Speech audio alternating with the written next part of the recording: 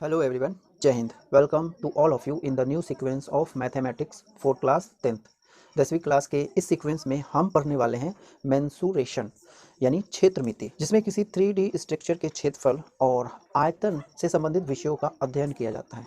तो शुरू करते हैं इस वीडियो को और समझने की कोशिश करते हैं कि ये 3D स्ट्रक्चर क्या है। यहाँ 3D स्ट्रक्चर से मेरा मतलब है घन, घनाभ, गोला, बेलन और शंकु। तो इस प्रकार से 3D स्ट्रक्चर है। हम क्या करेंगे, एक एक करके इसे समझने की कोशिश करेंगे, ठीक ना। तो सबसे पहला होता है घनाभ। घनाभ को हम इस प्रकार से ड्रॉ कर सकते हैं। घनाभ ड्रॉ करने के लिए सबसे पहले इस तरीके से हम एक लाइन खींचेंगे और एक आयत बनाएंगे, ठीक ना। आयत इस तरीके से आयत बनाएंगे और इसके बीच से एक और आयत हम बनाएंगे, ठीक, इस तरीके से। ये आयत है, ठीक। अब इस दोनों आयत के जो कोण हैं, एक ये कोण और एक ये कोण, इन दोनों को हम आपस में मिला देंगे, ठीक। तो ये जो आकृति बन रही है ये एक त्रिविमीय आकृति है, जिसे हम घनाभ के नाम से जानते हैं। घनाभ घनाभ वह त्रिविमीय आकृति है जो 6 आयत आकार फलकों यानी सतहों से घिरी होती है, ठीक ना। इसमें लंबाई, चौड़ाई और ऊंचाई तीनों पाए जाते हैं, ठीक ना। तो इसे हम कहते हैं घनाभ। क्या कहते हैं? घनाभ। इसे हम ऐसे लिखेंगे, घनाभ, ठीक ना। इसे क्यूबॉइड क्यूबॉइड कहते हैं, ठीक ना। क्यूबॉइड भी कहा जाता है। तो इस घनाभ में अगर हम इसकी लंबाई की बात करें तो यहाँ से यहाँ तक इसकी लंबाई हो जाएगी, ठीक ना। लंबाई L से हम डिनोट कर सकते हैं, ठीक। ये यहाँ इसकी लंबाई हो जाएगी, ठीक। और ये जो खड़ी होगी वो ऊंचाई हो जाएगी। इसकी ऊंचाई को हम H से डिनोट कर सकते हैं, ठीक। और इसकी चौड़ाई की बात करें तो यहाँ से यहाँ तक इसकी चौड़ाई हो जाएगी और इस चौड़ाई को हम B से डिनोट कर सकते हैं, ठीक। तो घनाभ एक त्रिविमीय आकृति होती है जो 6 आयताकार फलकों से घिरी होती हैं, ठीक ना। तो इस प्रकार से हम घनाभ बना सकते हैं, ठीक। फिर इसके बाद दूसरी आकृति होती है घन। घन इसे हम इस प्रकार से ड्रॉ कर सकते हैं। ये एक वर्ग बनाएंगे। हम सबसे पहले एक वर्ग बनाएंगे। थोड़ा आयत टाइप का दिख रहा है लेकिन हम क्या करेंगे, वर्ग बनाएंगे। वर्ग वह आकृति होती है, द्विविमीय आकृति होती है, इसमें सभी भुजाएं आपस में बराबर हो, ठीक। तो इस प्रकार से एक वर्ग बनाएंगे और एक और यहाँ से एक दूसरा वर्ग बनाएंगे, ठीक ना। इस तरीके से 2 वर्ग बना लेंगे। इन दोनों वर्ग के जो ये कोने हैं इसे आपस में मिला देंगे, ठीक ना। तो इस प्रकार से जो आकृति बन रही है, इस आकृति का नाम है घन। घन एक प्रकार से घनाभ ही होता है। तो घन और घनाभ में फ़र्क इस बात का है कि घनाभ की जो सतहें होती है वो आयताकार होती हैं और घनाभ में लंबाई, चौड़ाई और ऊंचाई तीनों अलग अलग हो सकती हैं, ठीक ना। लेकिन घन में जो घन की सतहें होती हैं वो सभी आपस में बराबर होती है और एक वर्ग आकार होती है, ठीक। और यहाँ पर घन की जो लंबाई की बात करें, लंबाई, चौड़ाई और ऊंचाई तीनों आपस में बराबर होती है, ठीक। तो इसमें लंबाई ये भी L हो जाएगी। अगर L माने इसकी लंबाई, चौड़ाई, ऊंचाई को, तो L, ये भी L और ये भी L, ठीक ना। इस तरीके से एक घन में लंबाई, चौड़ाई और ऊंचाई सभी आपस में बराबर होती है, ठीक। तो घनाभ एक 6 आयत आकार सतहों से घिरी त्रिविमीय आकृति है, लेकिन घन 6 वर्ग आकार सतहों से घिरी एक त्रिविमीय आकृति है, ठीक ना। तो इसे हम घन के नाम से जानते हैं। इसे लिखेंगे क्या है, घन, जिसे हम क्यूब के नाम से भी जानते हैं, क्यूब, ठीक। तो ये घनाभ है और ये घन है। फिर इसके बाद अगली आकृति हो जाती है गोले की, ठीक ना। गोला, गोले को हम इस प्रकार से ड्रॉ कर सकते हैं, ठीक। तो ये जो आकृति है ये गोला है, ठीक। गोले की अगर हम बात करें तो जो टेनिस का गेंद होता है या फिर क्रिकेट का जो गेंद होता है वो गोले के आकार का होता है, ठीक ना। या फिर लड्डू एक गोले के आकार का है, ठीक। एक गोले के विषय में हम कह सकते हैं कि गोला एक त्रिविमीय तल है जिसका प्रत्येक बिंदु एक निश्चित बिंदु से बराबर दूरी पर स्थित होता है, ठीक। इसमें जो निश्चित बिंदु की बात की जा रही है वह उस गोले का केंद्र होता है, ठीक ना। तो जिस निश्चित बिंदु की बात की जा रही है वह गोले का केंद्र होता है, इस प्रकार से, ठीक। तो गोला एक त्रिविमीय तल है जिसका प्रत्येक बिंदु, है ना, ये इस प्रकार से एक तल है जिसका प्रत्येक बिंदु एक निश्चित बिंदु से बराबर दूरी पर स्थित होता है और इस निश्चित बिंदु को हम इस गोले का केंद्र कहते हैं, ठीक। इसे O से डिनोट कर सकते हैं, ठीक ना। और इस निश्चित बिंदु यानी गोले के केंद्र को इसके तल के किसी बिंदु से मिला देने वाली जो रेखा होती है, मिलाने वाली, गोले के केंद्र और तल के किसी बिंदु को मिलाने वाली रेखा, इस प्रकार से अगर हम इसे मिला देते हैं, ठीक ना, तो ये तल और केंद्र को मिलाने वाली रेखा इस गोले की त्रिज्या कहलाती है और इसे हम R से डिनोट कर सकते हैं, ठीक। तो ये एक गोला है, ठीक। इसे हम क्या लिखेंगे, गोला, इस प्रकार से लिख सकते हैं। यह है गोला। गोले को हम स्फेयर कहते हैं, इस प्रकार से ये गोला है, इसे हम स्फेयर कहते हैं। ठीक, अब इस गोले को आधे भाग में काट दिया जाए तो इस प्रकार से गोला हो जाएगा, एक कटोरी की तरह। इस तरीके से एक कटोरे की तरह आकृति प्राप्त होती है। ठीक, किसी गोले को आधे भाग में यानी 2 भागों में इस प्रकार से काट दिया जाए तो इस तरीके से एक गोला बन जाता है, अर्ध गोला बन जाता है। ठीक ना, अर्ध गोला यानी आधा गोला, एक कटोरी के समान संरचना प्राप्त होती है आकृति। ठीक, तो इस प्रकार से गोले को हम काट करके 2 भागों में काटेंगे तो एक भाग उसका अर्ध गोला कहलाएगा। ठीक ना, तो ये जो हो जाएगा इसे हम कहेंगे अर्ध गोला, अर्ध गोला कहते हैं। ठीक, और इसे हेमीस्फेयर के नाम से जानते हैं। ठीक ना, हेमीस्फेयर लिखेंगे, हेमीस्फेयर। ठीक, हेमीस्फेयर। अब इसमें भी ये एक केंद्र होगा और केंद्र और परिधि के किसी बिंदु को आपस में मिला दें तो इस प्रकार से इसकी त्रिज्या प्राप्त होती है। ठीक, तो ये अर्ध गोला हो गया और ये एक गोला हो गया, दोनों के दोनों एक त्रिविमीय आकृति है।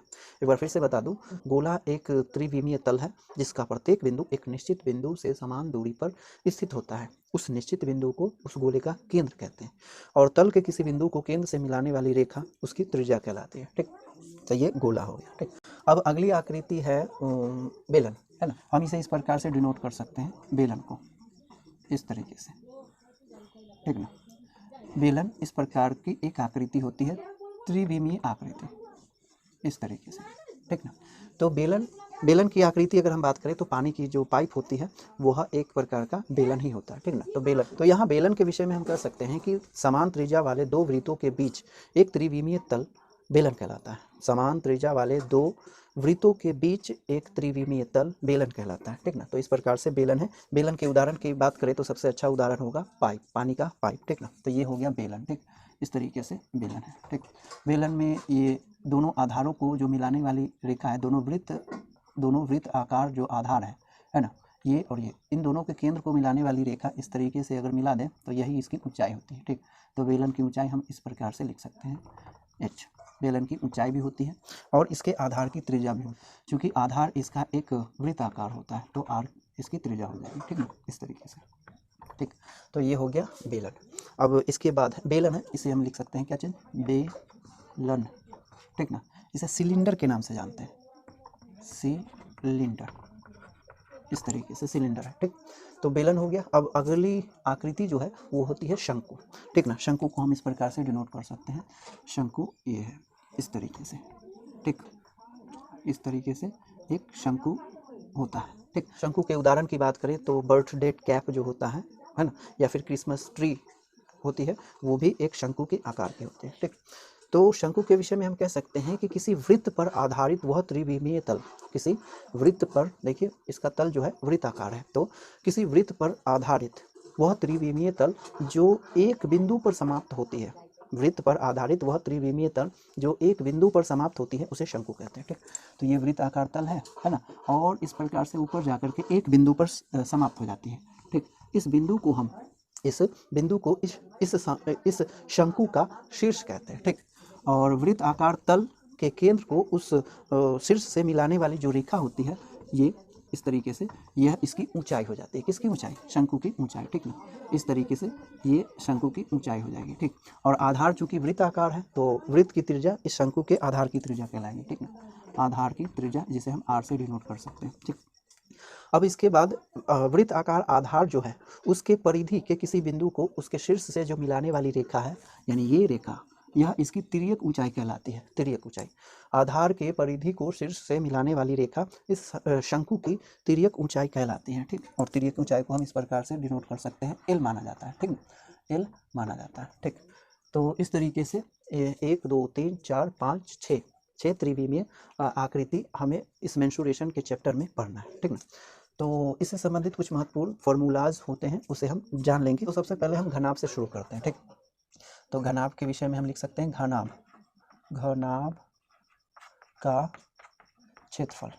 घनाभ का क्षेत्रफल होता है 2 गुने लंबाई गुने चौड़ाई, इस तरीके से, प्लस चौड़ाई गुने ऊंचाई, फिर प्लस ऊंचाई और गुने लंबाई, इस तरीके से ये हो जाता है घनाभ का क्षेत्रफल। ठीक ना, उसके बाद घनाभ का आयतन होता है तो घनाभ का आयतन प्राप्त करने के लिए घनाभ के आधार के क्षेत्रफल में उसकी ऊंचाई से गुना करने से प्राप्त हो जाता है, ठीक ना। तो घनाभ का आयतन हो जाएगा लंबाई गुने चौड़ाई और गुने में ऊंचाई, इस तरीके से। तो घनाभ का आयतन हो गया लंबाई गुने चौड़ाई गुने ऊंचाई, ठीक ना। फिर घनाभ का एक और टर्म होता है विकर्ण, ठीक ना। तो लिखेंगे घनाभ का विकर्ण, ध नहीं है घ है, ठीक ना, ध्यान रहे। घनाभ का विकर्ण बराबर, घनाभ का विकर्ण बराबर होता है लंबाई का स्क्वायर प्लस चौड़ाई का स्क्वायर प्लस ऊंचाई का स्क्वायर और टोटल का रूट, ठीक। यानी रूट ऑफ लंबाई का स्क्वायर प्लस चौड़ाई का स्क्वायर और प्लस ऊंचाई का स्क्वायर, इस प्रकार से घनाभ का विकर्ण बराबर रूट ऑफ लंबाई का स्क्वायर प्लस चौड़ाई का स्क्वायर प्लस ऊंचाई का स्क्वायर, ठीक ना। फिर है घन, है ना। अब अगली आकृति है घन। तो घन का जो क्षेत्रफल हो जाता है, अब घन चूंकि एक घनाभ है ना, लेकिन यह ऐसा घनाभ है जिसकी सभी लंबाइयाँ आपस में बराबर होती है, सभी सतहें समान होती हैं, ठीक ना। तो घन का क्षेत्रफल बराबर हो जाएगा क्या चीज़, क्योंकि 6 सतहें होती है तो 6 सतहें बराबर होती हैं, इसीलिए सभी की क्षेत्रफल भी आपस में बराबर हो जाएंगे, ठीक ना। तो इसके क्षेत्रफल के विषय में हम लिख सकते हैं 6 गुने 1 किनारा कह सकते हैं ना, 6 गुने 1 किनारा का स्क्वायर, इस प्रकार से, ठीक। तो यहाँ 6 हो गया और एक किनारा यहाँ पर L मान लिया गया है तो L का स्क्वायर, ठीक। तो घन का क्षेत्रफल बराबर 6L स्क्वायर हो सकता है, ठीक। उसके बाद घन का आयतन, ठीक ना, क्योंकि ये त्रिविमीय आकृति है तो आयतन तो होगा ही, है ना। तो घन का आयतन निकालने के लिए, क्योंकि घनाभ का आयतन बराबर होता है लंबाई गुने चौड़ाई गुने ऊंचाई, और घन भी एक घनाभ है लेकिन इसमें सभी लंबाइयाँ आपस में बराबर है, तो लंबाई चौड़ाई ऊंचाई सभी बराबर है ना। तो इसका जो आयतन हो जाएगा वो हो जाएगा एक किनारे के घन के बराबर, ठीक ना। एक किनारा का घन, ठीक ना। यानी यहाँ पर एक किनारे को क्या मान लिया गया है L, तो L क्यूब हो जाएगा, ठीक ना। तो घन का आयतन बराबर L क्यूब। फिर उसके बाद होता है क्या चीज़, घन का भी विकर्ण होता है, जैसे घनाभ का विकर्ण है इसी प्रकार से घन का भी विकर्ण होगा। तो लिखेंगे घन का विकर्ण बराबर, यहाँ पर सभी लंबाइयाँ बराबर हैं, ठीक ना। तो ये लंबाई चौड़ाई ऊंचाई सभी L हो जाएगा, है ना। तो यहाँ पर 3L हो जाएगा, √3L हो जाएगा। घन का विकर्ण बराबर √3 गुने 1 किनारा, इस प्रकार से घन का विकर्ण, या फिर यहाँ पर एक किनारे को मान लिया गया है L, इसीलिए √3L हो जाएगा, ठीक। तो घन का विकर्ण बराबर √3L, यानी √3 गुने 1 किनारा। फिर उसके बाद अगली आकृति होती है कौन सी, गोला, है ना। तो गोले का क्षेत्रफल, गोला एक वक्र पृष्ठ क्षेत्रफल है ना, पूरा का पूरा वक्र पृष्ठ है, तो उसी का क्षेत्रफल निकालेंगे, है ना। तो लिखेंगे गोले का क्षेत्रफल बराबर होता है 4πr² यानी त्रिज्या का स्क्वायर, ठीक ना। तो त्रिज्या यहाँ पर r है तो r का स्क्वायर, ठीक ना। तो गोले का क्षेत्रफल बराबर 4πr², ठीक ना, 4 गुने पाई गुने r², ठीक। उसके बाद चूंकि गोला जो है एक त्रिविमीय आकृति है तो इसका भी आयतन होगा, तो गोले का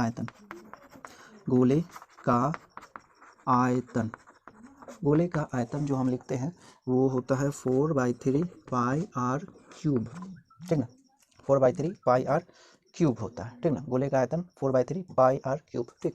अब उसके बाद अगली आकृति है क्या चीज़, ये अर्धगोला, ठीक। तो अर्धगोला की अगर हम बात करें तो इसमें 2 पृष्ठ आ जाते हैं, एक ये वक्र पृष्ठ, इस तरीके से ये वक्र पृष्ठ हो जाएगा गोले का, अर्धगोले का वक्र पृष्ठ, और इस प्रकार से ये वाला पृष्ठ, ठीक ना। एक वृत्ताकार पृष्ठ भी होता है अर्धगोले में, और अगर सॉलिड गोला है तो, है ना, अगर खोखला गोला है तो ये तो खाली होगा कटोरी की तरह, लेकिन अगर सॉलिड हुआ लड्डू की तरह तो आधा काटने पर एक वृत्ताकार सरफेस भी मिलेगा और उभरा हुआ सरफेस भी मिलेगा, ठीक ना। उभरा हुआ सरफेस तो गोला में होता ही है, लेकिन अगर सॉलिड गोला को आधा आधा काटा जाए तो वो उसका जो आधार वृत्ताकार होगा वो भी एक सरफेस होगा, ठीक।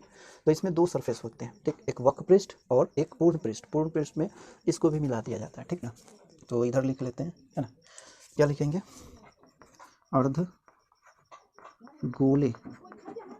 अर्धगोले के वक्र पृष्ठ का क्षेत्रफल यानी यहाँ पर चूंकि गोले का जो पृष्ठ होता है वक्र होता है, अगर उसको आधा कर दिया जाए तो अर्धगोले का जो वक्र पृष्ठ होगा वो भी इस पूरे गोले का आधा हो जाएगा, ठीक ना। तो उसके क्षेत्रफल को भी आधा कर सकते हैं, 2πr²।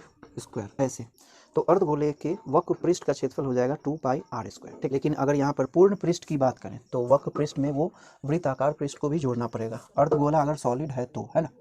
इसे थोड़ा सेपरेट कर लेते हैं यहाँ पर, इस तरीके से सेपरेट कर लेंगे, ठीक। तो अब क्या हो जाएगा, इधर भी थोड़ा सेपरेट कर लेते हैं, है ना। तो अब क्या हो गया, अर्धगोले का पूर्ण क्षेत्रफल, अर्धगोले के पूर्ण पृष्ठ का क्षेत्रफल, ठीक ना। तो वक्र पृष्ठ का क्षेत्रफल और प्लस वृत्ताकार पृष्ठ का क्षेत्रफल। वक्र पृष्ठ का क्षेत्रफल क्या है, 2πr² और वृत्ताकार पृष्ठ है तो उसका जो क्षेत्रफल हो जाएगा πr²। तो 2πr² और प्लस πr², कुल मिलाकर के 3πr² हो जाएगा। तो लिखेंगे 3πr², ठीक। तो अर्धगोले के पूर्ण पृष्ठ का क्षेत्रफल हो जाएगा 3πr²। अब उसके बाद क्या है, अर्धगोले का आयतन। अब गोले के आयतन को अगर आधा कर दिया जाए तो इसका आयतन प्राप्त हो जाएगा, ठीक ना। तो लिखेंगे अर्धगोले का आयतन बराबर, अर्धगोले का आयतन पूरे गोले के आयतन का आधा। तो गोले का आयतन क्या है, 4/3πr³। तो अर्धगोले का आयतन हो जाएगा 2/3πr³, इस प्रकार से, ठीक। अब अगली आकृति है बेलन, ठीक। तो बेलन में दो पृष्ठ है, एक वृत्ताकार पृष्ठ और एक वक्र पृष्ठ, ठीक। तो बेलन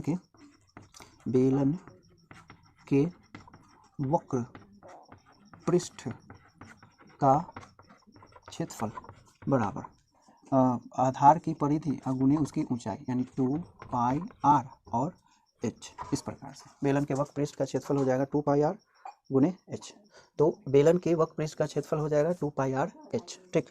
अब क्या है, बेलन के पूर्ण पृष्ठ का क्षेत्रफल, बेलन के पूर्ण पृष्ठ का क्षेत्रफल बराबर हो जाएगा ये वक्र पृष्ठ का क्षेत्रफल और वृत्ताकार पृष्ठ का क्षेत्रफल। क्योंकि यहाँ पर बेलन में दो वृत्ताकार पृष्ठ है इसलिए दोनों को जोड़ देंगे तो 2πr² हो जाएगा, ठीक। और प्लस में 2πr/h, ठीक। तो हो जाएगा 2πr/h और प्लस 2πr², ठीक ना। इस तरीके से 2πr/h प्लस 2πr² यानी इसमें कॉमन ले तो 2 गुने पाई और r कॉमन लेंगे और बचेगा h प्लस r, ठीक। तो इस प्रकार से बेलन के पूर्ण पृष्ठ का क्षेत्रफल हम लिख सकते हैं 2πr गुने h प्लस r, ठीक। उसके बाद हो जाता है क्या चीज़, शंकु। तो शंकु में भी दो पृष्ठ होते हैं, एक वक्र पृष्ठ और एक वृत्ताकार आधार का पृष्ठ, ठीक ना। तो दो क्षेत्रफल हो जाएंगे शंकु में भी। तो लिखेंगे शंकु के वक्र पृष्ठ का क्षेत्रफल, शंकु के वक्र पृष्ठ का क्षेत्रफल हो जाता है πrl, है ना, πrl वक्र पृष्ठ का क्षेत्रफल, ठीक ना। शंकु के वक्र पृष्ठ का क्षेत्रफल क्या हो जाएगा, πrl, ठीक। अब इस शंकु के पूर्ण पृष्ठ का क्षेत्रफल अगर निकालें तो हो जाएगा शंकु के पूर्ण पृष्ठ का क्षेत्रफल, ठीक ना।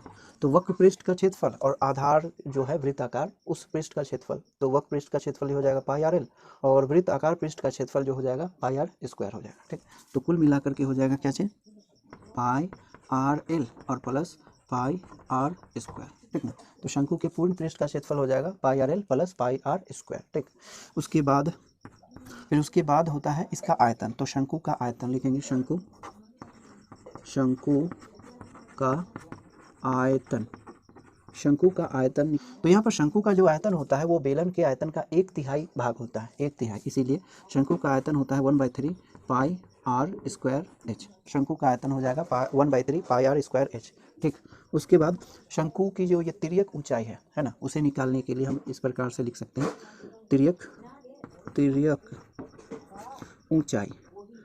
ऊंचाई बराबर रूट ऑफ, इधर ढंग से लिखेंगे, रूट ऑफ ऊंचाई का स्क्वायर और प्लस आधार की त्रिज्या का स्क्वायर, इस प्रकार से, ठीक। और इसकी ऊंचाई की अगर बात करें, शंकु की ऊंचाई अगर निकालनी हो तो इस प्रकार से इसकी तिर्यक ऊंचाई दी गई हो तो एल का स्क्वायर और माइनस आर का स्क्वायर, इस प्रकार से हम निकाल सकते हैं, ठीक। तो एक बार फिर से रिकॉल कर लेते हैं, ये एक घनाभ है जिसे हम क्यूबॉइड के नाम से भी जानते हैं। घनाभ की जब सभी सतहें होती हैं वो आयत आकार होती है, ठीक ना। इसमें लंबाई, चौड़ाई और ऊंचाई वो सभी अलग अलग हो सकते हैं, ठीक। उसके बाद आकृति है घन। घन एक ऐसा घनाभ है, घन एक ऐसा घनाभ है जिसमें सभी लंबाइयाँ आपस में बराबर होती है और इसकी सतहें वर्गाकार होती है। इसकी एक लंबाई यानी एक किनारा एल हम मान लेंगे, ठीक ना। उसके बाद है स्फेयर यानी गोला। गोला एक त्रिविमीय तल होता है जिसका प्रत्येक बिंदु एक निश्चित बिंदु से बराबर दूरी पर होता है और उस निश्चित बिंदु को इस गोले का केंद्र कहते हैं और केंद्र और तल के किसी बिंदु को मिलाने वाली रेखा इसकी त्रिज्या कहलाती है, ठीक। अब जब हम गोले को आधे भाग में बांट देंगे तो एक अर्धगोला प्राप्त होगा इस तरीके से, ठीक। फिर उसके बाद है एक बेलन। बेलन बेलन समान त्रिज्या वाले दो वृत्तों के बीच त्रिविमीय तल को एक बेलन कहते हैं। तो ये एक बेलन है, बेलन में ऊंचाई और त्रिज्या होती है, आधार की त्रिज्या इसके कहते हैं, ठीक ना। इसे आर मानेंगे त्रिज्या को और एच मान लेंगे ऊंचाई। फिर शंकु। शंकु वृत्ताकार आधार पर आधारित एक त्रिविमीय तल जो एक बिंदु पर जाकर समाप्त होती है वह शंकु होती है, ठीक। इस एक बिंदु को इसका शीर्ष कहते हैं, ठीक। और आधार के केंद्र और शीर्ष को मिलाने वाली जो रेखा होगी इस शंकु की ऊंचाई होगी। फिर आधार के परिधि के किसी बिंदु को इसके शीर्ष से मिलाने वाली जो रेखा होती है वह इसकी तिर्यक ऊंचाई होती है, ठीक। यहाँ घनाभ का क्षेत्रफल बराबर होता है 2 गुने लंबाई गुने चौड़ाई प्लस चौड़ाई गुने ऊंचाई प्लस ऊंचाई गुने लंबाई, ठीक। घनाभ का आयतन बराबर होता है लंबाई गुने चौड़ाई गुने ऊंचाई। घनाभ का विकर्ण बराबर होता है रूट ऑफ लंबाई का स्क्वायर प्लस चौड़ाई का स्क्वायर प्लस ऊंचाई का स्क्वायर। घन का क्षेत्रफल बराबर होता है 6 गुने एक किनारे का वर्ग यानी 6 गुने एक किनारे का स्क्वायर यानी 6L स्क्वायर। यहाँ पर L इस घन का एक किनारा है, ठीक। घन का आयतन बराबर होता है एक किनारे का घन, एक किनारे का घन, ठीक ना, यानी एल क्यूब। यहाँ एल इसका किनारा होगा घन। फिर घन का विकर्ण निकालने के लिए हम √3 गुने एक किनारा करते हैं, √3 गुने एक किनारा यानी √3L। फिर गोला, फिर अगली आकृति है गोला। गोले का क्षेत्रफल होता है 4πr स्क्वायर। गोले का आयतन 4/3 πr क्यूब होता है।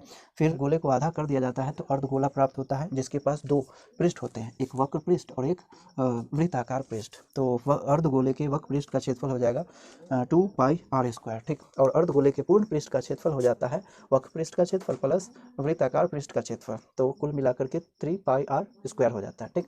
फिर अर्धगोले का आयतन बराबर होता है 2/3 πr क्यूब, ठीक। अब अगली आकृति है बेलन। बेलन के पास भी दो पृष्ठ होते हैं, एक वक्र पृष्ठ है ना और दो वृत्ताकार पृष्ठ। तो बेलन के वक्र पृष्ठ का क्षेत्रफल हो जाएगा 2πrh। उसके बाद बेलन के पूर्ण पृष्ठ का क्षेत्रफल हो जाएगा वक्र पृष्ठ का क्षेत्रफल प्लस वृत्ताकार आधार का पृष्ठ क्षेत्रफल, ठीक ना, पृष्ठ का क्षेत्रफल। तो टोटल मिला करके बेलन के पूर्ण पृष्ठ का क्षेत्रफल हो जाएगा 2πr गुने h प्लस r, ठीक। उसके बाद है शंकु। शंकु में भी दो सतहें होती हैं यानी दो पृष्ठ होते हैं, एक वक्र पृष्ठ होता है और एक वृत्ताकार आधार का पृष्ठ होता है। तो शंकु के वक्र पृष्ठ का क्षेत्रफल होता है πrl। यहाँ l जो हो गया इस शंकु की तिर्यक ऊंचाई हो जाएगी, ठीक ना। शंकु के पूर्ण पृष्ठ का क्षेत्रफल निकालने के लिए हमें क्या करना होगा कि वक्र पृष्ठ के क्षेत्रफल को और वृत्ताकार आधार के क्षेत्रफल को जोड़ना पड़ेगा, ठीक। तो शंकु के पूर्ण पृष्ठ का क्षेत्रफल बराबर हो जाएगा πrl वक्र पृष्ठ का क्षेत्रफल प्लस πr स्क्वायर यानी वृत्ताकार आधार का क्षेत्रफल, ठीक। उसके बाद है शंकु का आयतन 1/3 πr स्क्वायर h, ठीक। अब तिर्यक ऊंचाई अगर शंकु की निकालनी हो तो हम इस प्रकार से निकाल सकते हैं, उसकी ऊंचाई का स्क्वायर प्लस आधार की त्रिज्या का स्क्वायर और उसका वर्गमूल यानी रूट, ठीक। और ऊंचाई निकालने के लिए क्या करना होता है, तिर्यक ऊंचाई का स्क्वायर माइनस आधार की त्रिज्या का स्क्वायर का रूट निकालना पड़ता है, ठीक। यहाँ पर एक चीज़ छूट गया है वो है बेलन का आयतन, ठीक ना। तो बेलन का आयतन हम यहाँ पर लिख सकते हैं, बेलन का आयतन। बेलन का आयतन जो होता है वो होता है πr स्क्वायर h, ठीक ना। बेलन का आयतन बराबर πr स्क्वायर h, ठीक। तो इस प्रकार से हम त्रिविमीय आकृतियों को समझते हैं और उससे संबंधित कुछ कॉन्सेप्ट को याद रखने की ज़रूरत है, ठीक। तो अगले वीडियो से हम शुरू करते हैं क्षेत्रमिति के इस चैप्टर को, ठीक। तो आप इतना नोट कर लीजिए।